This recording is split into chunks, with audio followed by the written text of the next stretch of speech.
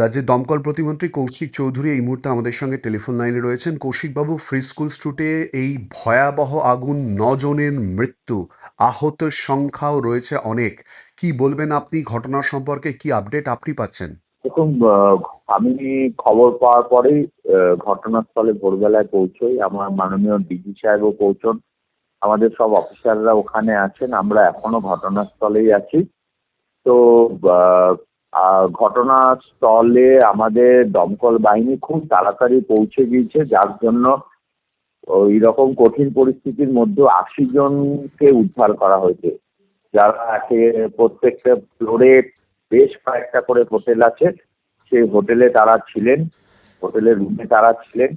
চারিদিক ধোঁয়া, অন্ধকার, আগুন, এর মধ্যে থেকেও আমাদের দপ্তরের কর্মীরা, অফিসাররা তাদেরকে উদ্ধার করেছেন আর হসপিটালে পাঠিয়েছেন। ভয়ঙ্কর একটা পরিস্থিতি। কি করে এই হোটেলগুলো বা পারমিট পেলো, ট্রেড লাইসেন্স পেলো, এটা একদম তদন্ত করে দেখা ভীষণ প্রয়োজন এবং আমরা দেখে কড়া ব্যবস্থা নেব। কারা এইভাবে জ্যোতির্বিঘ্নের মধ্যে দিয়ে হোটেল চালাচ্ছেন এবং মানুষকে বিপদের মধ্যে ফেলে শুধু টাকা পয়সা রোজগার করছেন, এটা আমরা দ্রুত ব্যবস্থা নেব।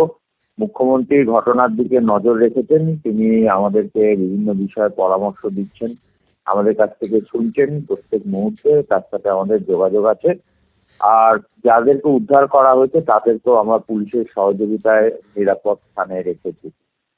কৌশিকবাবু, আমার শেষ প্রশ্ন, দমকলের হেডকোয়ার্টার ফ্রি স্কুল স্ট্রিট, সেখানে এই জাতীয় বেআইনি ব্যবস্থায় হোটেল চলে কি করে বছরের পর বছর? এটাই আশ্চর্যের বিষয় যে দেখুন, হোটেল তো আর আমরা পারমিট দিই না, আর ওখানে কারা ট্রেড লাইসেন্স পাবে সেটাও আমরা দিই না। আমরা ফায়ার সেফটি বিষয় মানা হচ্ছে কিনা সেটা আমরা সবসময় দেখি। আর সেক্ষেত্রে এটা আশ্চর্যজনক যে এর আগের সরকারের, আগের কেএমসির যে অন্যায় পাপ সেটা আমাদেরকে এখন বহন করতে হচ্ছে এবং সাধারণ মানুষের মৃত্যু ঘটছে।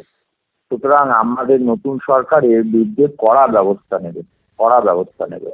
তারাপীঠের পরপরই এরকম ঘটনা, কৌশিকবাবু, চিন্তা বাড়াচ্ছে না? নিশ্চয়ই আমাদের খুব চিন্তা বাড়াচ্ছে।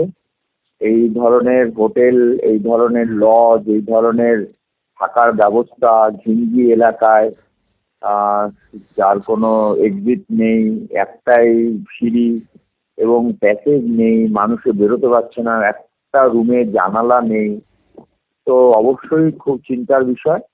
তো আমরা এটা বিরুদ্ধে কঠোর ব্যবস্থা নেব। ধন্যবাদ কৌশিকবাবু।